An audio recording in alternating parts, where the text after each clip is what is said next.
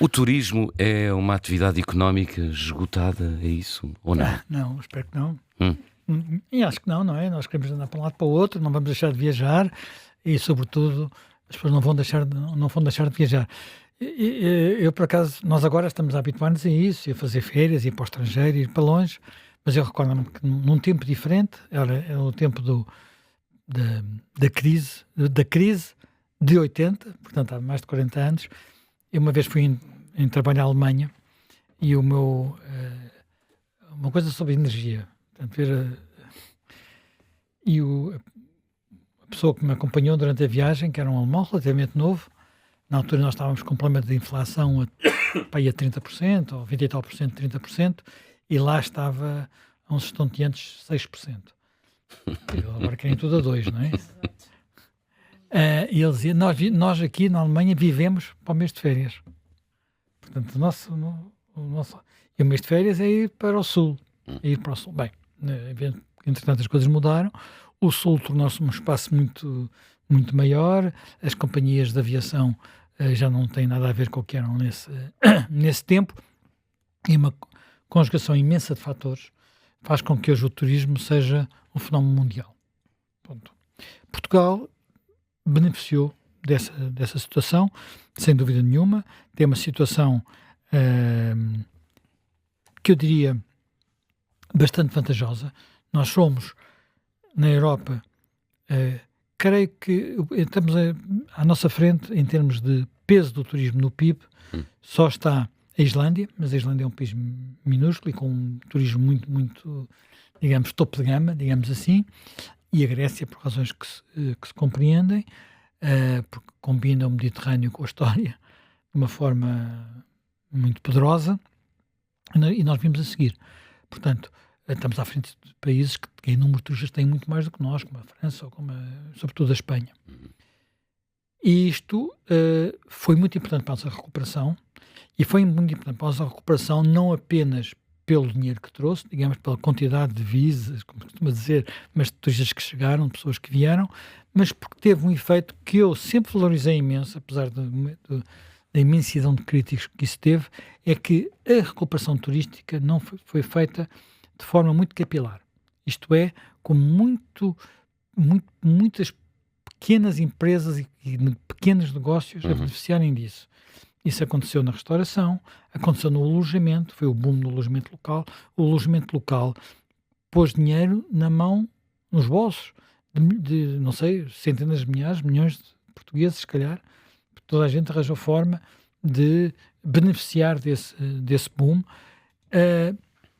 E tudo isso ajudou imenso a nossa recuperação.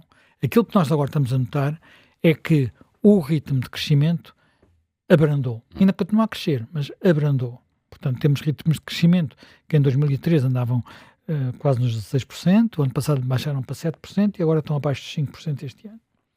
Portanto, é um ritmo diferente e o próprio peso, agora uma coisa, o INE confirmou esses dados, o peso do turismo da economia, que tinha vindo a crescer, o ano passado perdeu ligeiramente. Portanto, estamos a falar de uma décima, é pouco, mas é um sinal.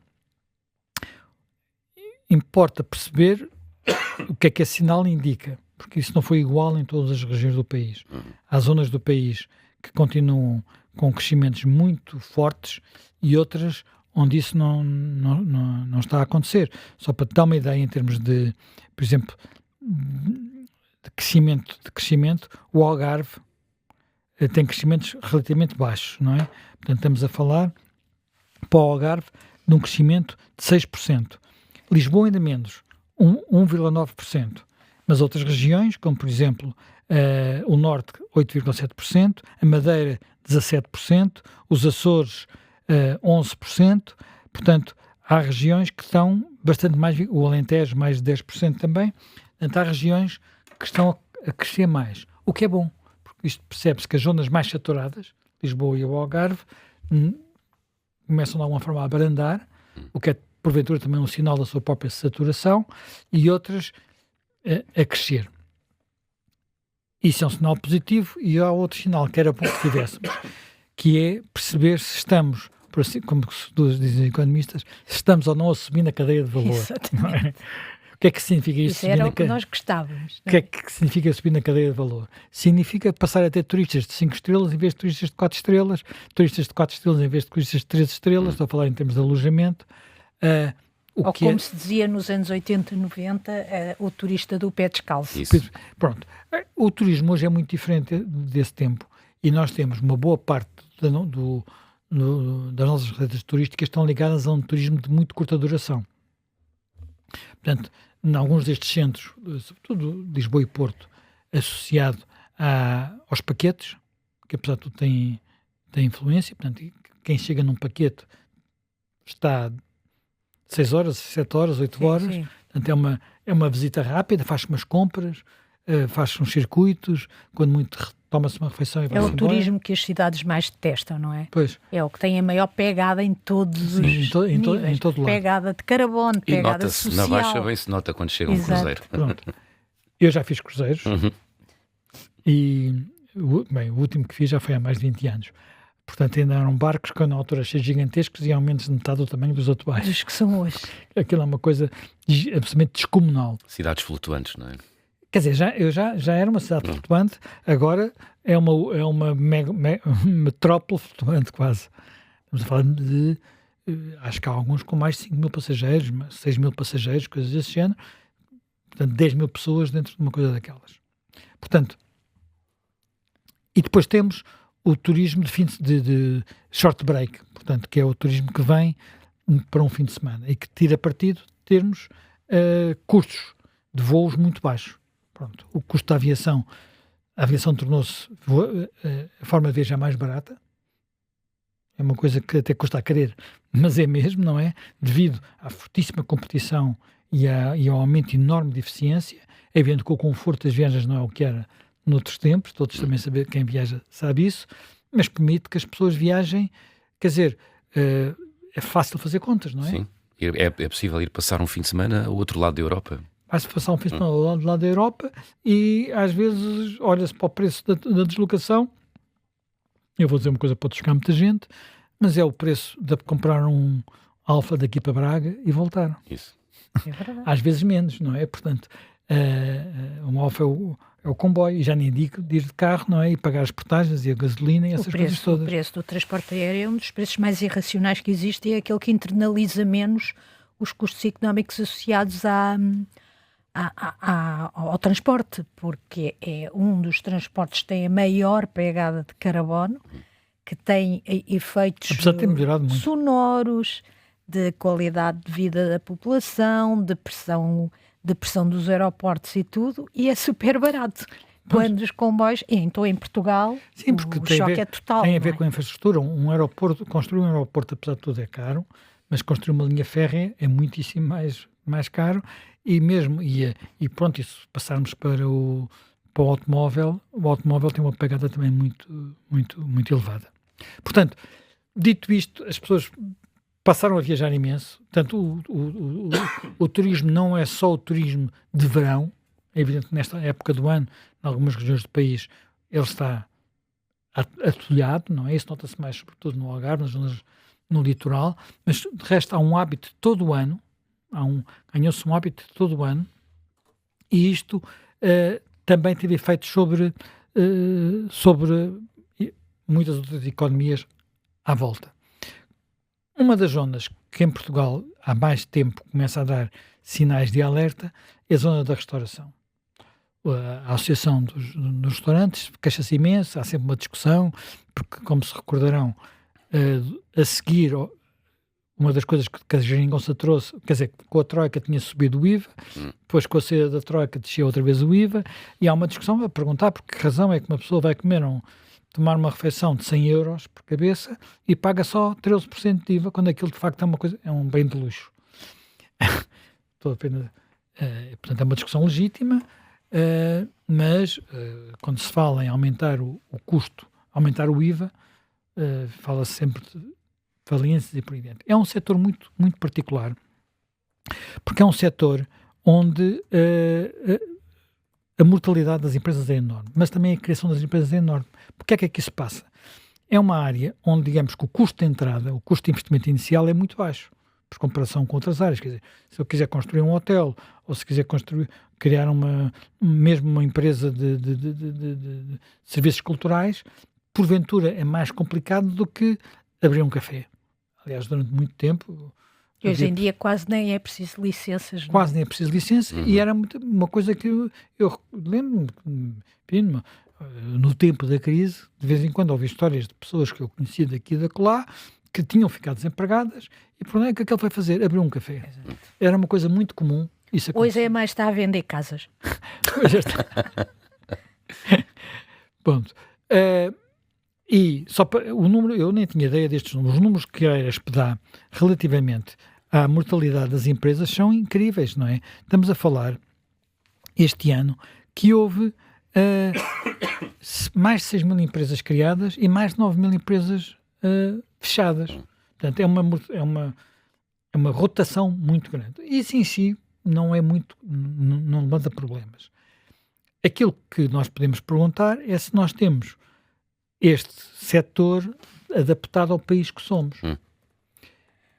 Eu diria que em alguns aspectos não temos. Nós temos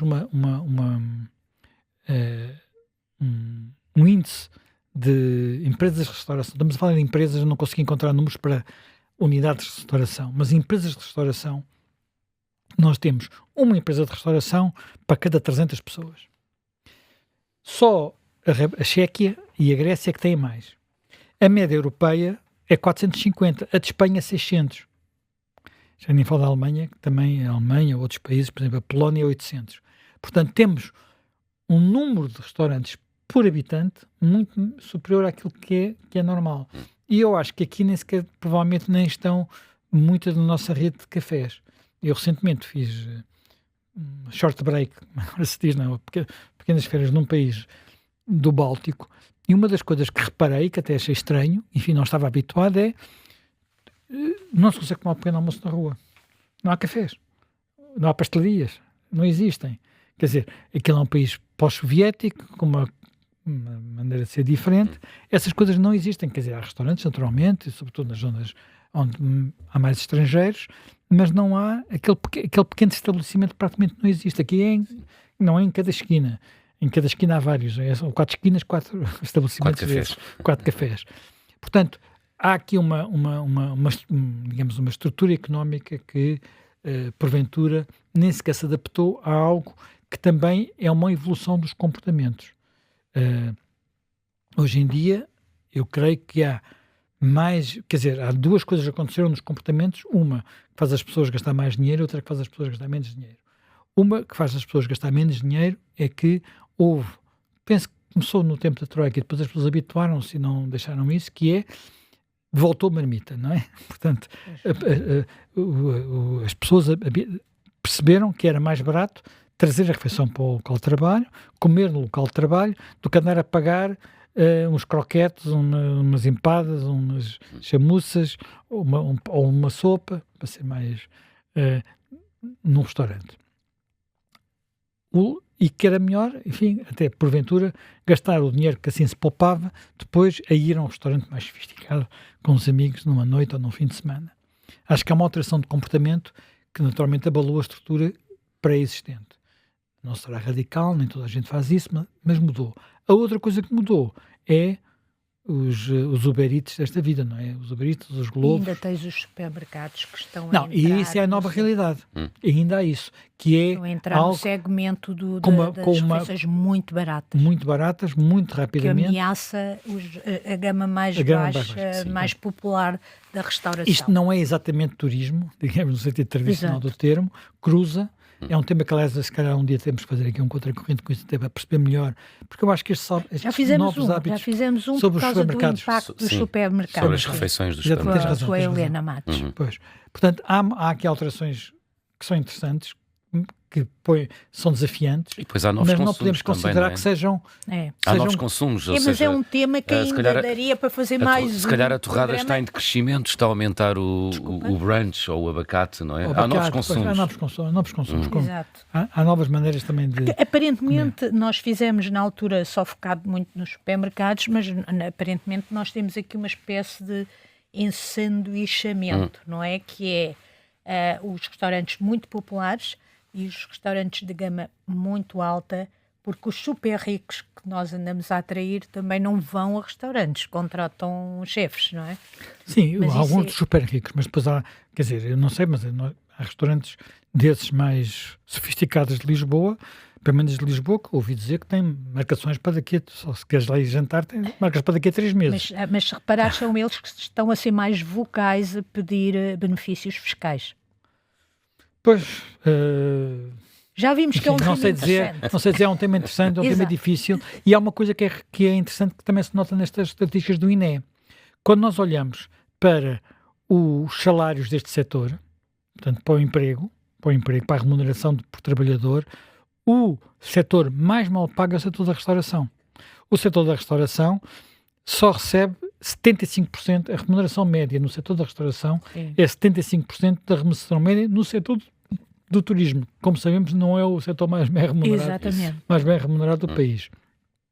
Portanto, é pior do que, por exemplo, os transportes, bastante abaixo da hotelaria, bastante abaixo das agências de viagens, quer dizer, depois há a aviação, que é outro mundo, não é? Portanto, Mas estás a ver, também um entra dos aqui. indicadores que nós temos de acompanhar para perceber se estamos perante uma subida na cadeia de valor, ou seja, estamos a fazer um turismo de maior valor acrescentado, ou a oferecer um turismo de maior valor acrescentado ou não, um dos indicadores é exatamente a remuneração. Exatamente. Se a remuneração subir, é porque de facto estamos a ter já uma qualificação Claro, porque é assim, que já não se compadece com pessoas que sabem apenas servir um café. Não é? claro, exatamente.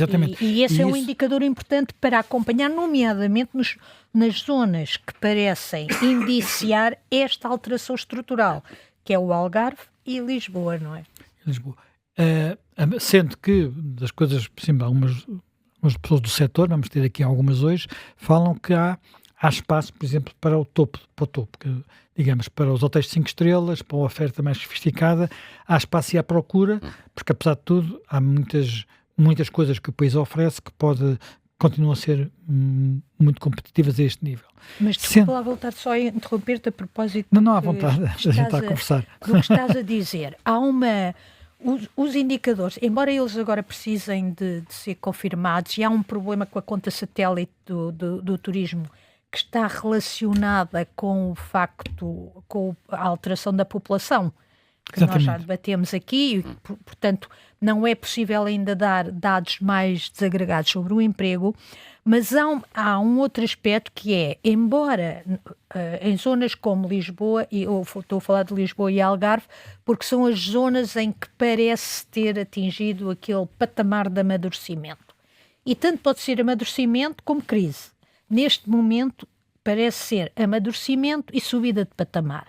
Porquê? Porque embora o número de turistas, de hóspedes, tenha estagnado ou até diminuído, eu estou a falar nomeadamente de não residentes, não é dos portugueses, é dos não residentes, dos estrangeiros, a receita por hóspede A aumentou. subir. Ora, isto pode querer dizer que apenas subiram os preços, e nós vemos nas redes sociais, por exemplo, muitas vezes as pessoas a queixarem-se, eu encontro um hotel mais barato logo a atravessar Espanha, pego-lhe a canela, do que no Algarve. Vemos as pessoas a queixar-se que o Algarve está muito caro, mas pode ser muito caro porque subiu de patamar ou muito caro porque subiu apenas de preço, e isto pode reduzir a procura. Muito bem. Temos aqui a passar uma fase de transição interessante.